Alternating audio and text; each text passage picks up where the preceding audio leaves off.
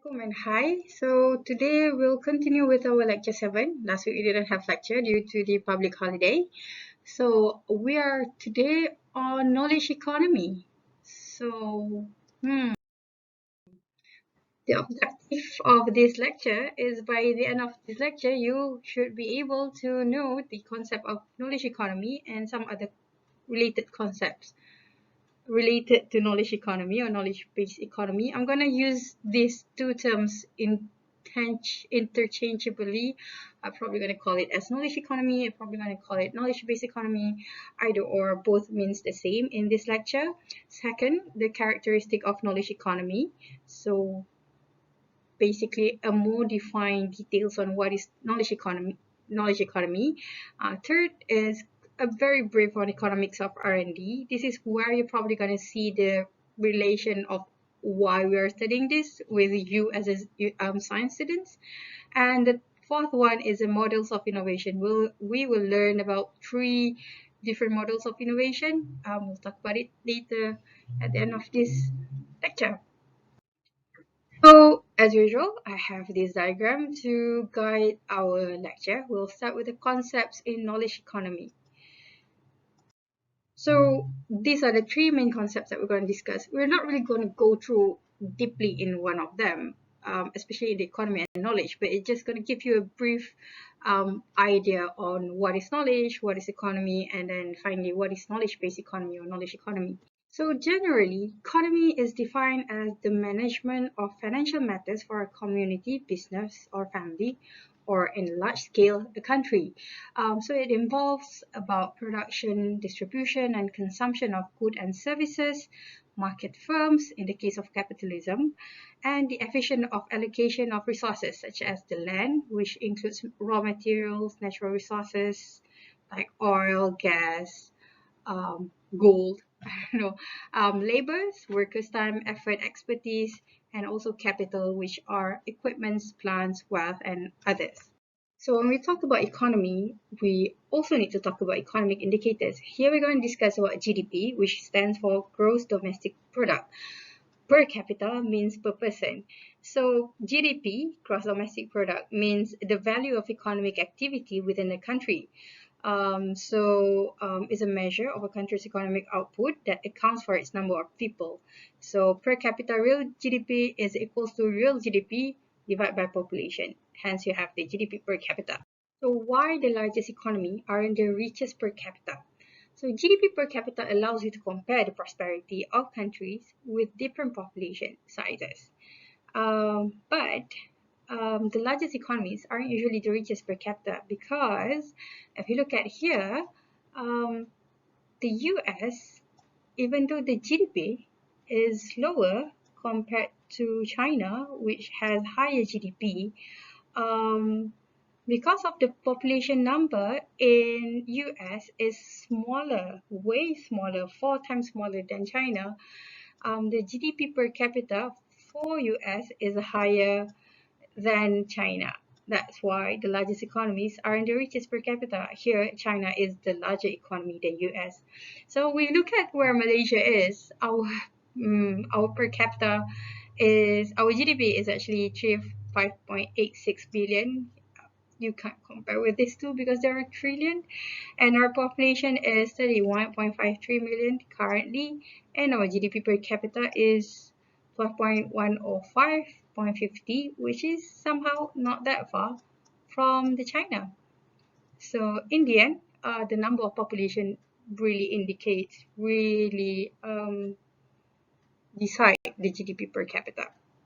Next, we're going to discuss about we're done with the economy and economic indicators. We're going to discuss about the world transition from one phase to another phase and to the current phase that we want to discuss, which is knowledge economy. So we started the world economy actually started with the agricultural revolution. It happened between 18th century and end of the 19th century where the world experienced rapid improvement in agricultural production and farm technology. So during this time, inventions like plow, the wheel, and the number systems allow humans to perform tasks more efficiently. These changes had both positive and negative effects on society. Farmers learned more practical and efficient farming practices.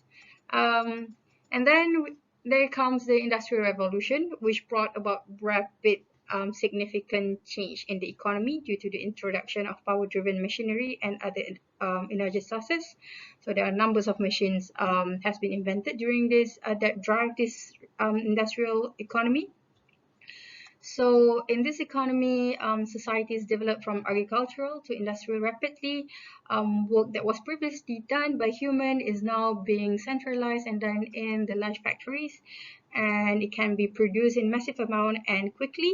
Numbers of inventions such as steam engine, textile mills, and other large equipments happened during this era. So one of the cons or the negative side effect of this industrial economy is that skilled workers were replaced with the low skilled workers who left agricultural work, and the low skilled workers were underpaid and overworked.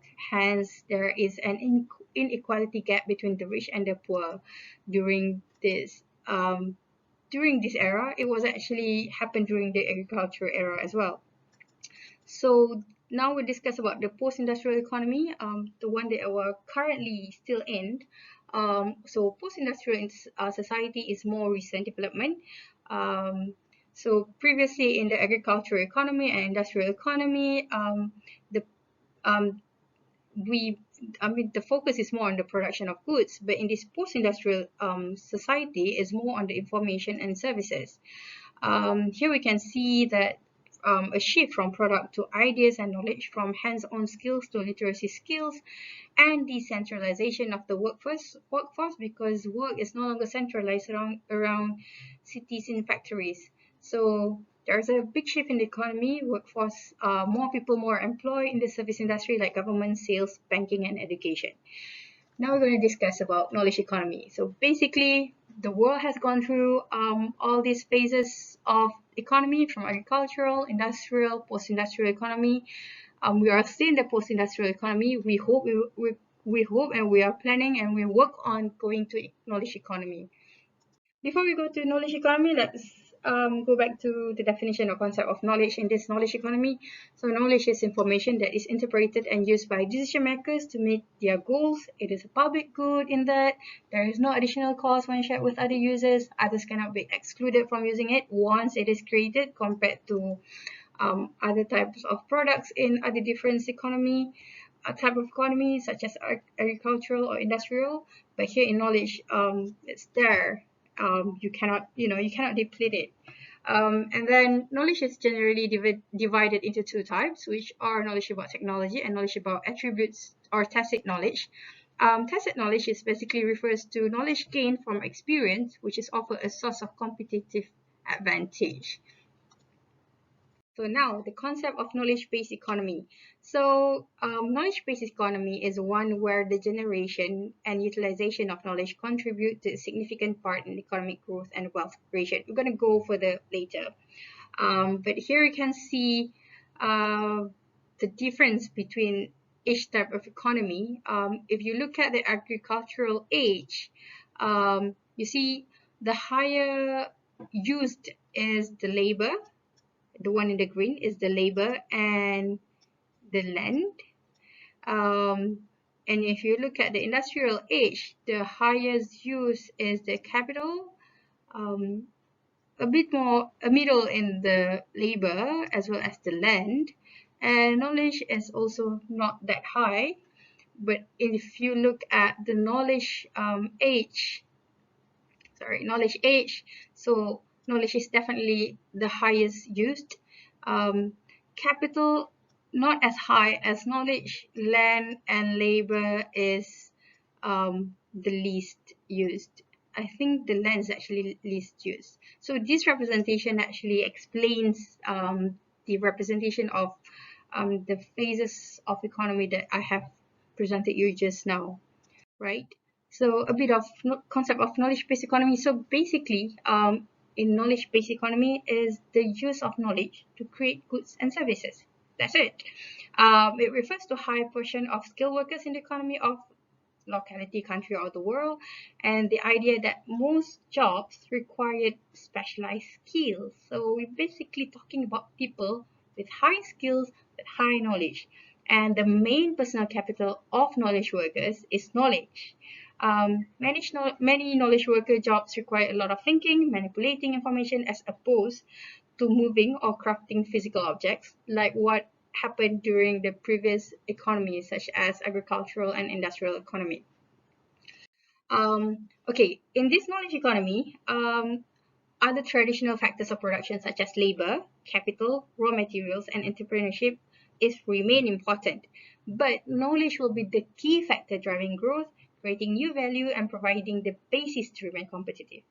Um, Information technology is definitely the fundamental enabling tool, but the nucleus of the knowledge-based economy will be the human capital. IT is there, but the main driving force is actually the human capital, which is the knowledge. Essentially, the capacity to create, innovate, generate, and exploit new ideas, as well as apply technologies and exercise super entrepreneurial skills. With the existing industry will become more knowledge intensive, while new knowledge base and enabling industry will emerge. So accordingly, the economy will be characterized by the knowledge-based economy and highly technology industry, accounting for a higher, significant share of employment, GDP, and exports. Besides being a factor of production, knowledge will become a commodity to be traded. So this is the pace of change or the growth of K-economy. It is important for you to know each of the type of industry and also the example of it. So in the traditional industry, capital, you can see here, let me change this, the capital, see capital is high, land is high, labor as well as high, knowledge not that high, so capital and labor still largely relevant. And then they transition to the knowledge intensive industry. So capital is high, knowledge is high as well. High level of knowledge embedded in products and services such as electronic, computer, pharmaceuticals. So if you think about products like electric or computers, in order for you to produce it, you need to have obviously knowledge, but as well as capital to produce computer. But when you talk about like only solely knowledge industries, your capital is very low, labor is low, no land is being used, and knowledge is highly used. So knowledge itself is a product or service. Think of software, media, entertainment, or consulting. Think of your apps. If someone develops an apps, the product is actually the apps, the knowledge that's embedded in it. There is no land being used, very limited labor. Labor is used, but you don't use time, you don't use the energy, but you use the knowledge here. So yeah, that's the an example of the pace of change and the growth of knowledge in the economy.